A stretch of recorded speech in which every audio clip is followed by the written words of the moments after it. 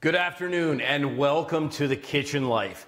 I'm so happy to be coming to you live today. The Kitchen Life is all about fewer ingredients, simple recipes, surefire techniques, and passionate cooking. And we've got a special host today. ProduceMadeSimple.ca has brought us some incredibly exciting ingredients. So today is all about Christmas baking. Now, when you're baking for Christmas, I know you've probably got shortbread cookies and maybe a Christmas pudding, or maybe one of your aunt or your grandma's favorite recipes. What I've got for you today is a couple things that you can either serve before or after Christmas, Christmas Day, but this coffee cake. So I'm using fresh raspberries. Now it's a lemon and raspberry coffee cake or a ricotta cake. So ricotta makes it nice and rich, and it's a perfect cake to have around if somebody drops by and you want to have some coffee. Now listen, the cool thing about these live streams is they are interactive.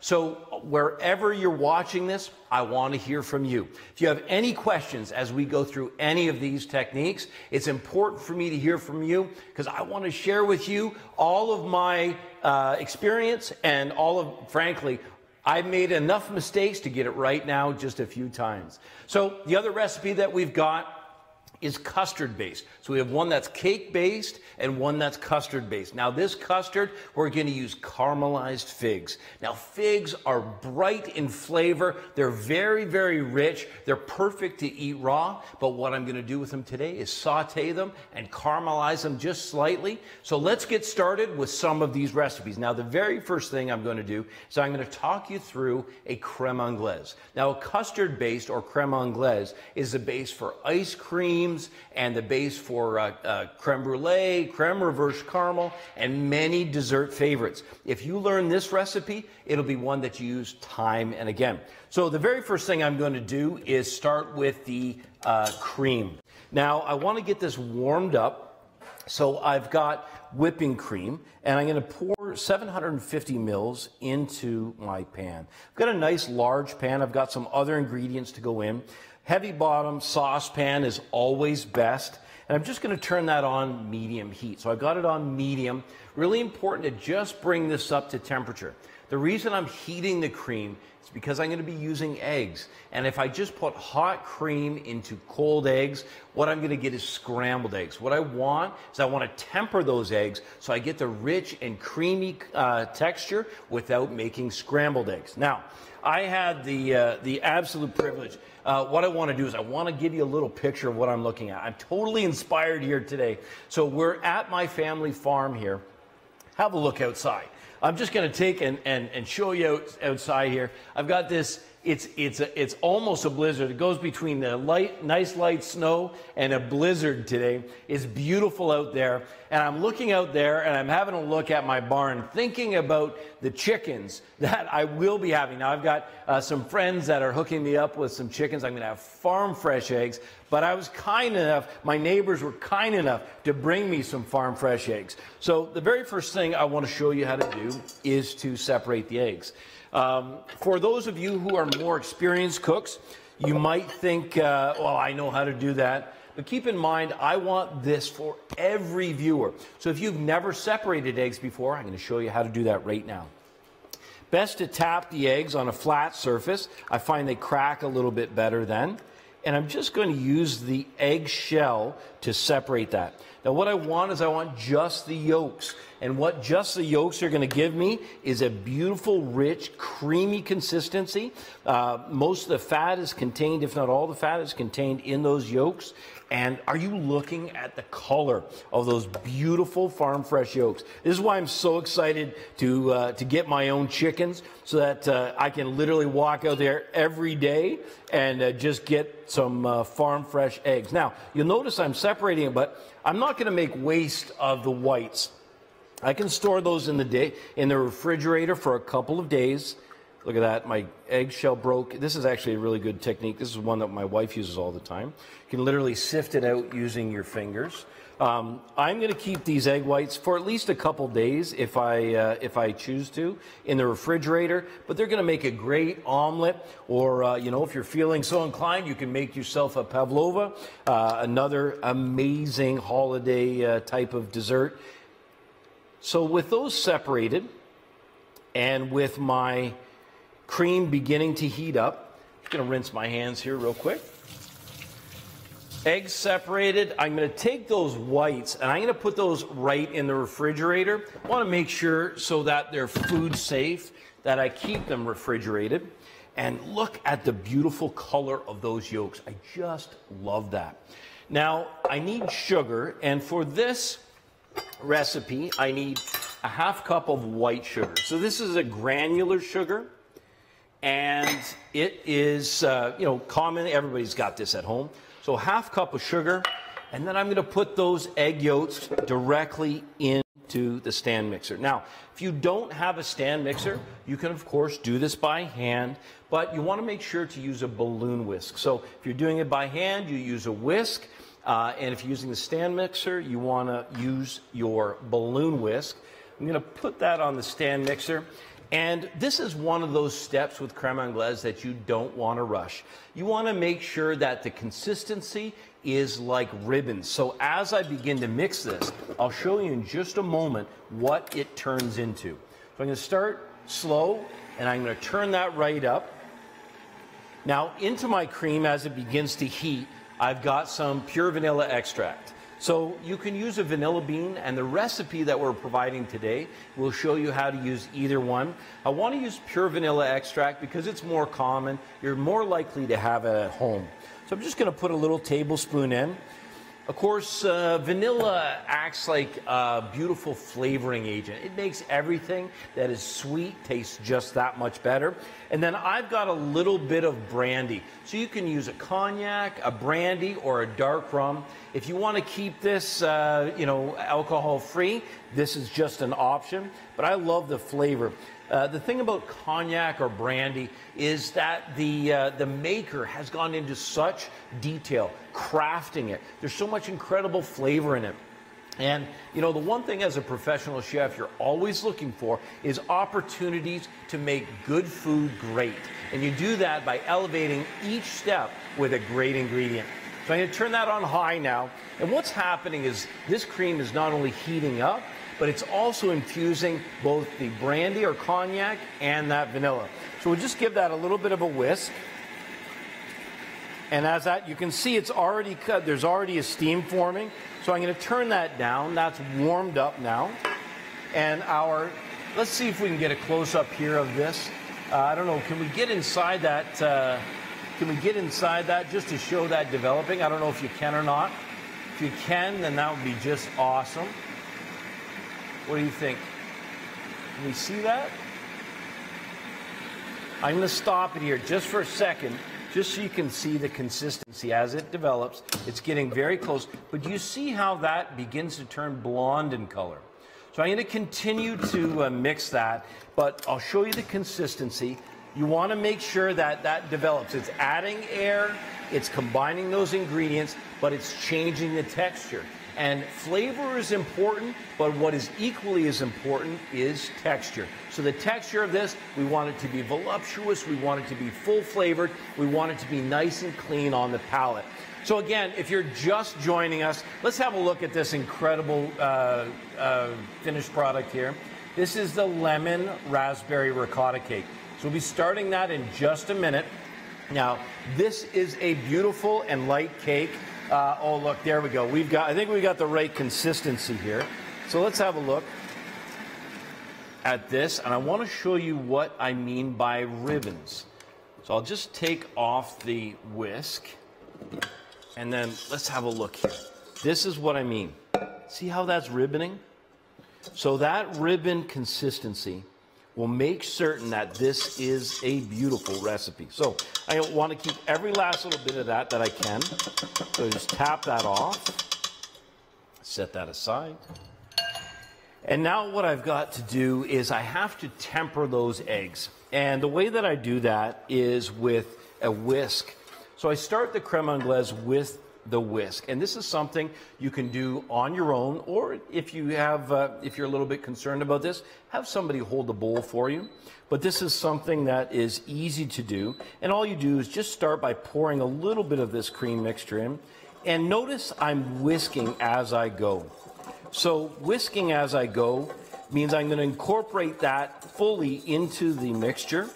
And as I do, I'm bringing the temperature of those eggs up evenly. And it's allowing me to use raw eggs without scrambling them. So that's enough. I've got enough in there now. I'm just going to make sure I clean up the bowl. I want every last little bit of that in. And this is what it should look like. Let me bring that ahead for you. This is what the consistency you're looking for. So it's all completely incorporated. And now what I'm going to do is I am going to switch from the whisk to a wooden spoon. So a wooden spoon is really important because I'm just going to work with this a little bit. I'm going to turn this on simmer. So I've got that cream mixture, a little bit that's left, on low. I'm just pouring this in, and as I do, I'm just going to use a figure-8 motion. Nice thing about that figure-8 motion is it moves the entire mixture all around. Now that is creamy and it's rich, and it looks nice already. So what I'm smelling here is I'm getting the vanilla. Of course, cream-based or custard-based desserts are very rich in flavor. So the nice complement to this, though, is going to be those sweet and caramelized figs. Now, figs, if you don't know, here's a great point. Figs are actually an inverted bloom. So you think, I'm eating a fruit. Well, technically you are, but technically this is an inverted blossom. So I don't think I've ever had flavors that taste better than inverted blossoms. Figs, whether they're fresh or cooked, they're an ingredient that in human history have been used since like thousands of years BC, before Christ, BC. This is something that you're going to enjoy, whether it's fresh or cooked. And in this case, gives you a chance to have something that, in my opinion, is maybe a little more exotic, maybe a lesser used ingredient. And around the holidays, figs are perfect. So if I was going to use this raw, what I would do is I would use this with a charcuterie board. So around our house this time of year, we always have meats and cheeses, fresh fruit. I wouldn't have one without fresh figs. The way I serve it is just sliced in half, and it's a beautiful, beautiful ingredient. Remember, wherever you're watching this, this is a live broadcast. If you have any questions about anything we're talking about, I'd love to hear from you. Let's have a look at this consistency now. You can see I've only been on it maybe for 60 seconds while we're chatting here. You can see that it's creamy, it's rich. Just towards you so you can see it. And look at the color. Now that color is really made dramatic because of those farm fresh eggs. If you've got eggs bought at the store, of course, that's fine. But the one thing you're guaranteed with farm fresh eggs is you've always got that much, much darker yolk. So I'm just going to let that sit, and that will actually cool. Now, the next thing we're going to start with is here. I'm just going to set this up to just cool a little bit, or a trivet for that, just to make sure that, you know, it's also a beautiful thing to use almost as a dessert gravy. So what I've got in the recipemadsimple.ca, and that's where I'll have these ingredients and recipes will be there for you today. So if you've got a hankering for this, you can make this today. Simple recipes, some fresh, I've got Meyer lemons, and I've got these beautiful fresh raspberries. If you can find these at your local grocer, they're readily available. You can make this today. So let's go to the figs. This is one of my favorite ingredients, because they're just so simple to use. And there's no need to do anything to them ahead of time. As a matter of fact, I don't even remove the stems. The stems, when they cook down, are really beautiful. You can, if you're eating them raw, you can just take a bite and toss the stem. But in this case, I want to keep the stems on. And let's have a look at this. I want to show you how beautiful those insides are. So that is the inside of a beautiful fig. Isn't that gorgeous? And literally all I'm doing, so as I slice it, I can immediately smell, it smells so good, and literally I just want to, if I wasn't chatting with you, I'd pop one of these in my mouth. They are delicious. So you can see as I slice them, what I'm doing is I'm passing right through that stem. It gives it a beautiful profile. I love that profile. It's always nice when you're cooking with ingredients like this to show people what you've done. It especially lets me know that this isn't store-bought, that you've taken the time to make this yourself. What I'm going to do is I'll turn this, I've got a non-stick saute pan, and I'm just going to, again, put this on medium-high. I've got some butter, and I'll just use a little bit of butter, just a little spot of butter. And when that melts, I'll know the pan is ready. Of course, if the pan is too hot, I always use heavy bottom, good quality pans. It's one of the biggest frustrations when you get in the kitchen. Using good equipment can make a great recipe even better, but I'm telling you, bad equipment or poor equipment makes it difficult, and it'll have you frustrated every single time. Quality heavy bottoms willing pan. This pan is one of my favorites. So I'm just melting the butter there, and I'm going to continue slicing these. Again, the only prep with the fresh figs is always just see how absolutely beautiful they look. Perfect. So the nice thing about both of these recipes today is that they are simple. They're simple because there's fewer ingredients, and that's a big part of the kitchen life, is we want to use is going to be better. As a matter of fact, in my experience, a whole bunch of recipes often hides, really poor recipes. So a really great recipe will elevate a featured product, and you'll know it. Like literally, these are going to be carried on that beautiful custard, and it's going to be just beautifully flavored. So what I want is I want that butter to be bubbling, and I want it to be slightly fragrant. Remember, when you're cooking, use your eyes always, obviously, but think about what you're smelling. So what I'm smelling right now is that butter is just beginning to heat up. It's beginning to get a little bit fragrant, and that's the perfect time to add some sugar. So just a little bit of sugar. I don't need much. I'm going to have all kinds of natural sweetness coming from those figs, but what I want is I want a slight caramel to develop on top. And this is something that you once you put it on here, you don't really want to walk away and, take a phone call or change the laundry. You want to make sure you kind of stay with this. You can see that I can easily handle these, putting them in the pan. I'm going to make sure not to overcrowd that pan. I'm going to leave a few of these figs fresh for garnish. You can see how beautiful that looks already.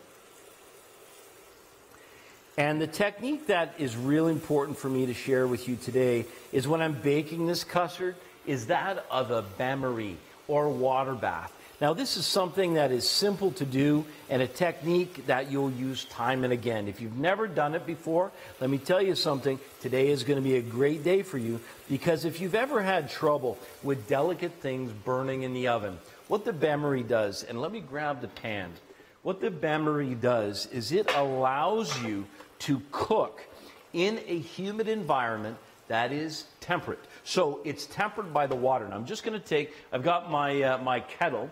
I'm just going to take and boil some water. And the reason I do that is when I put it into the oven, I want to make sure that the water that I pour in doesn't cool everything down and affect my cooking time. I want my cooking time to remain the same. Therefore, I'm going to put warm water in. What happens in that humid environment is it keeps this custard perfectly humid. You're not going to get it burning. It's not going to be overcooked. And so the bain-marie is a technique I want you to learn. I want you to try it here, and I think you're going to, you'll know exactly what I mean when I say it's a great technique. So the final step in this creme anglaise is to just simply sieve it. Now I've got a fine chinois or a fine sieve. This is like a china cap. This is one you'll see in a professional kitchen. You don't need one that's shaped like this. You can get a very inexpensive one at a local grocer or a local kitchen supply store. But the fine sieve is great. You'll need it anyway. You need it for gravy this holiday season. So what I'm going to do is literally pour this through, and anything that is a poor consistency will just be caught up in that fine sieve. Look at that. Oh my gosh, that is just beautiful. Now I'm going to hurry because I can smell now. See, I was talking to you about what happens and what you can do when you smell things in the kitchen. I can smell this caramelizing. Let's have a look at the at these. We'll see how we're doing here. Let's have a look here. Oh yeah, these are ready. So the nice thing about using a heavy bottom pan, and this is one thing I have to emphasize to you, is that when you use a heavy bottom pan, when your dish gets close to being finished, you can turn it off and it will continue to cook to finish. It really helps to prevent burning, and that's why I love it so much. So let's put these in. I've got my bain-marie prepared, and let's just put some of these beauties in. So I want to scoop up some of that. Oh my gosh, it smells so good. I wish you could smell this. It smells absolutely fantastic. So you can see how beautiful that looks already. Can you imagine what it will taste like when we put it in the oven, bake it in this beautiful custard? Now, if you're not familiar with custard, a custard is really just like a pudding. It's an English style of pudding, hence the name creme anglaise. And what it does is it literally, oh boy, we got one turned over. There we go. What it does is it literally, you can see how I'm doing this here. I'm literally just using a spoon, turning them over. And the reason I'm turning them on their top, I want to see that sliced side so that when my guests try it, they can see that beautiful, remember, it's an inverted bloom. They can see that beautiful inverted bloom and know, my goodness, I'm really eating something kind of exotic, something quite beautiful. So I arrange them in the bottom of the pan first, and then this is the exciting part. Here comes the creme anglaise. And what I can do is I take a ladle, and I'm just going to pour that right over top. Look at this. Oh my gosh. So beautiful. I want to fill that dish to about halfway. There we go. Oh man, it smells so good. Honestly, this is something, in my opinion, it's inexpensive, easy to prepare. This is something that could kind of become a classic for you. It's something that can become one of your family or friends' favorites that you make every single year. Now, with my oven preheated, I've got it on at 350. This is the key. I'm going to take and pour that hot water. Now, be careful. I'm going to take and pour that hot water in about halfway up the pan. If you feel more confident in a taller pan, you can put it in a taller pan. Don't hesitate to do that. Then I've got aluminum foil, and the most important thing when you're putting this on is just to make certain that you do cover it completely. I'm going to turn this around a little bit. And what we want to do is just tuck that in right around, and I want to create a pocket there. I want to make sure that not all that water escapes. Of course, it's going to bake for about 50 to 60 minutes. So I want to make absolutely certain that it can, that I don't lose all the water from evaporation. There we go. Tuck that in. Now that can go straight into the oven, again, 350 degrees. Make sure to preheat the oven. It takes some time to preheat the oven. So I've preheated the oven. Now, when you begin this process, go ahead and preheat the oven because it'll probably be ready about the time this is ready to go in. I'm going to pop this in, and then we're going to start on our next dish.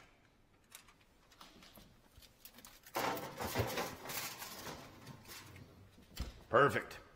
So that is our caramelized mission fig custard. That is going to be beautifully rich. That, after you bake it, will hold in the refrigerator for 2 to 3 days, no problem, and be a great consistency. So, a little heads up. Let's say you want to make this for a Christmas Eve party.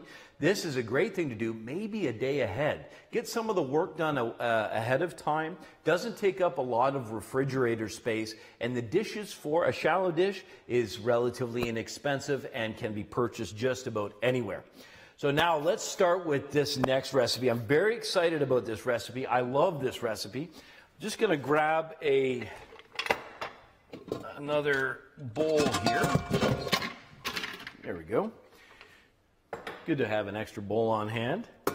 And we're going to use some of the same principles I initially did when we started the creme anglaise. I want to start, first of all, by putting in my eggs. So I'm going to put in 3 eggs.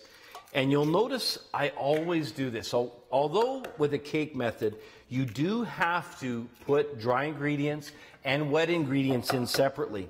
The first step for me is always to, what the French technique is to blanchir. I want to blanchir the sugar and the eggs, and that will change the texture every single time. So sugar in, and you'll always notice I've got my recipes handy because in the kitchen life, we're always testing and improving recipes, making certain that every single element is just right. So I'm just going to double check my recipes here, make sure that I've got everything in just right. And it's for this particular recipe, I've got 1 cup of sugar going in.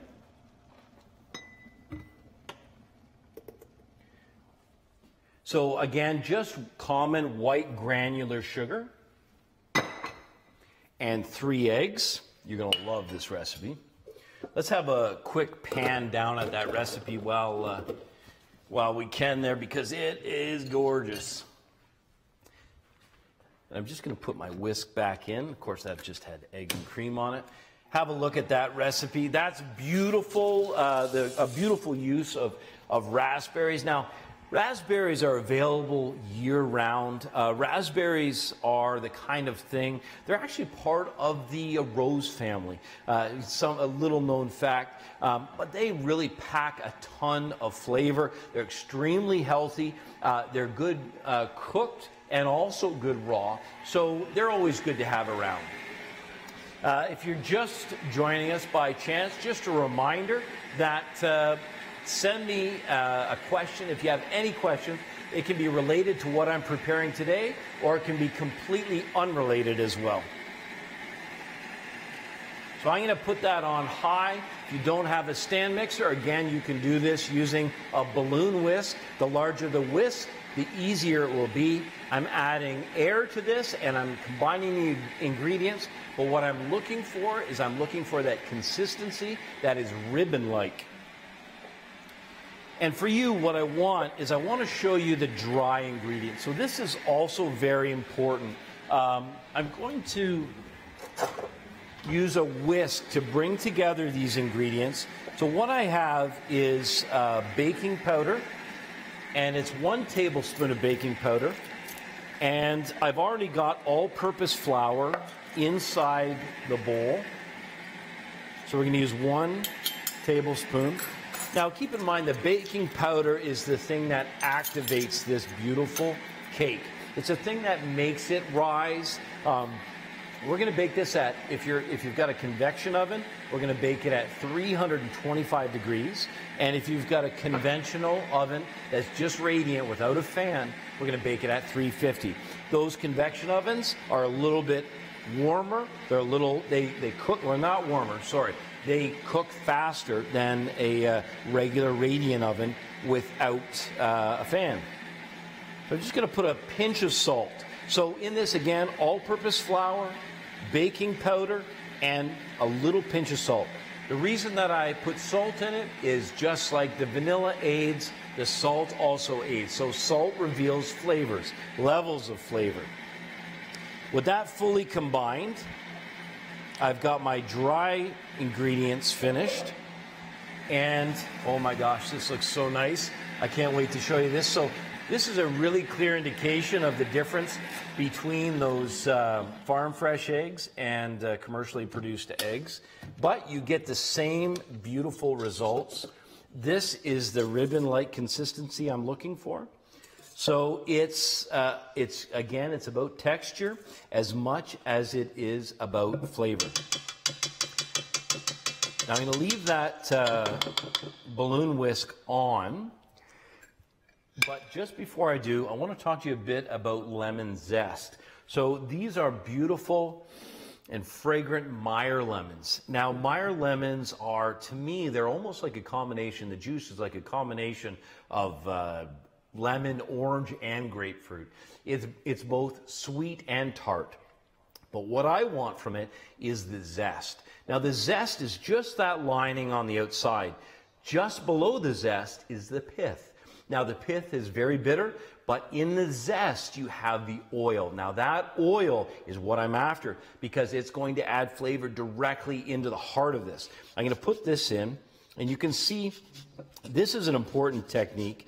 I'm just making one clean pass, and then as I do, I'm just turning that lemon in my hand, allowing me to make a pass, take off the zest, and leave that bitter pith. Now, this lemon, now I'll just move this up here so you can have a quick look. Have a look inside. You can see that zest inside there. And this lemon is still good, obviously, for the juice. So I'll set that aside and use it for a juice application. Nothing wrong with that. It'll store in the refrigerator with no problem at all. So now I've got a little bit, I want to add some butter. Now I've got just some melted butter, and I'll put that in. It's one stick of butter. Butter in this case is going to add flavor, it'll add richness, it'll add some really pleasant fat, but more than anything, it's just going to add flavor. Now, this is that kind of, for this recipe, kind of the secret ingredient. And ricotta, if you're not familiar with it, is, let's just say it's a little bit like a cross between cottage cheese and cream cheese. It's very rich, it's a beautiful dairy, and for me, I love the texture, again, the texture that this brings. So I'm going to put this in. So you notice I've got, now that I've developed that sugar and egg mixture, all of my wet ingredients have gone into one single pan. And that's important because of this. If you've ever had a cake fail in its ability to rise, or maybe it's a little inconsistent, what happens is, if you put all the ingredients without doing wet and dry separate, the baking powder will be distributed unevenly. And you may get pockets of baking powder, you'll get uneven cooking, and there's nothing like doing it this way. So now, again, for texture, I'm going to go back and I'm going to put this on. And before I put those dry ingredients in, I'm going to reattach this and bring this mixture together. About set on medium, and that's away. So we've been going now, we've only about 35 minutes into the broadcast. And I don't know if you've noticed, but we've already got well underway 2 really beautiful Christmas recipes. So these are simple recipes. You notice the ingredients that I have. They are not complex ingredients. It makes it readily available so you can make these at home without any trouble. If you're just new to baking, this is a great way to start baking. Dry ingredients there. And I'm just going to prep my, my bowl. So I've got a ceramic baking dish. Now you could use a cast iron baking dish, you can use a glass baking dish, but most important, to just make sure to have a dish that's buttered. So you can take, you can obviously use a brush. I like the simplicity. I can also feel where that butter is just by using my hand. And I'm just gonna go around the dish. And then on the bottom, I want to make sure that it's completely coated. And that will make sure that when it comes time to either unmold or serve this beautiful cake, that I've got nothing sticking. So with that buttered, I'm going to use just a little bit of flour. And I'll show you another technique. So you literally put, now this looks pretty good here. I'm going to turn that up. Beautiful, that's fully incorporated. And I'm just gonna put some flour in. You can just dump the flour in, and then I'm gonna shake it around. And as I do, it coats the bottom, and it gives me a layer of flour that nothing will stick to. Perfect. Then the excess flour, I'll just dump that out, because I don't want a pocket of flour.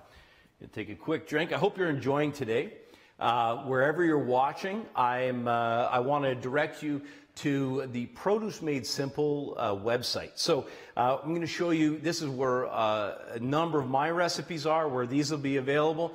Having a look at it now, you can see how easy it is to use. Beautiful photography.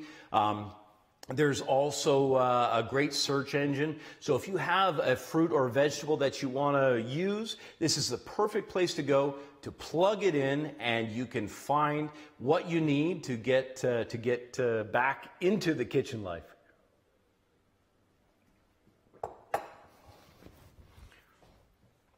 Perfect.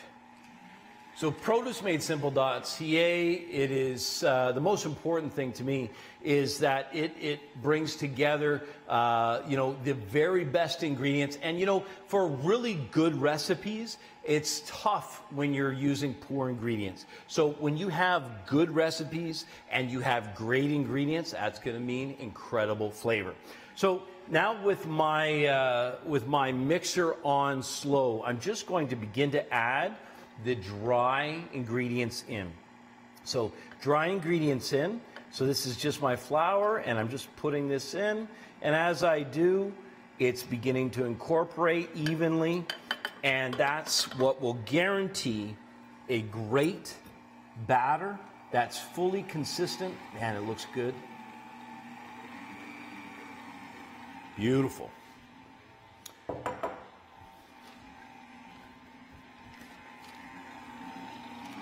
Great consistency, beautiful color, and again, just a few ingredients. So what the lemon does is the lemon really goes nice with raspberry. Raspberry is sweet, and of course the lemon is slightly tart. And what that does is that really appeals to your whole palate. So when you end up baking and serving this, what you have is you have a well-balanced recipe, something that is both savory and slightly sweet. And look at that finish. That is a perfect batter. I love that color. I love that texture. And this is something that will hold. Now, what I always do, and I'll recommend to you, when you've got the mixer out and you're making one of these, think about this. Why make only one? Why not do one for the freezer as well, or two? When you're in the throes of baking, it's just as easy. Now, of course, with the custard, that's not something that can be frozen, and not to get the right texture. But with these, absolutely. So let's get a quick view. So I want to show you, I'm going to put in about 2/3 or almost 3/4 of these berries. Now, these are fresh berries. So what I want to do is I want to gently fold them in. So what I'll do is just literally tip them over one another. Do you see that? That way I'm not going to crush them. I want the pockets of berries, but I want the color of the batter to not be stained red. Tipping that over. Beautiful. And turn again. And now with that complete, I'm going to fill my ceramic baking dish. Look at that. Oh, it's just perfect. You want to make sure to get every last little bit of this out. The nice thing about this ceramic dish is you can serve it either in the dish or you can unmold it and you can serve it as a cake on a platter. So whatever you have, if you have round pan, oval, square, as I did earlier, these are all going to work for you great. So just make it even. What I like to do is just, you notice how I've got kind of like little pockets. And then this is the best part. The fresh berries are going to go on top. Oh my gosh. So with the fresh berries on top, this gives me a chance to just arrange these slightly. And then I will, you think, well, you need to pop it in there, but you know what happens? If we have a look at this one, what happens is that batter, it puffs up because of the baking powder. It will puff up and it will literally engulf those beautiful fresh raspberries.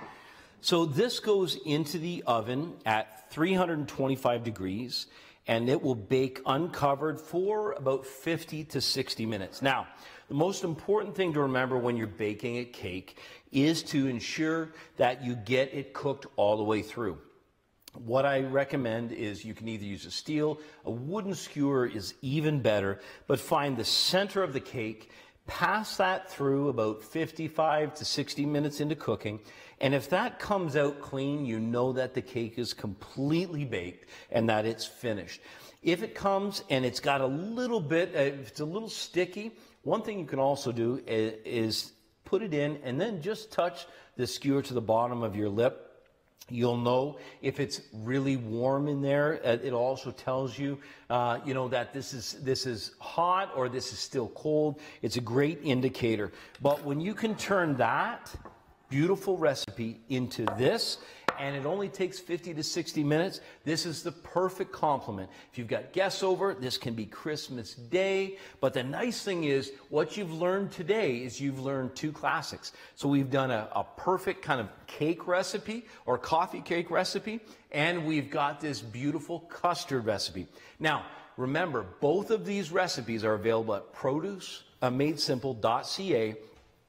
We're going to plate these. When these come out of the oven, we're going to post these pictures as well. You get into your kitchen and make some beautiful Christmas baking memories for you and your family. By the way, the kids love doing these. And this is just a reminder to join me next Friday, same time and same place for the Kitchen Life. We'll be making Christmas savory dishes. So I've got a couple great recipes using fresh ingredients. We're using simple techniques and we're using fewer ingredients. Thank you for joining me today. I appreciate it. Thanks from the Collins Farm. I hope you enjoy these recipes. And listen, post these recipes. If you've done these, I would love to see them. I'd also love to share them with my fans. So let me see what you've done. I love your hard work. I appreciate it. And we'll see you next week.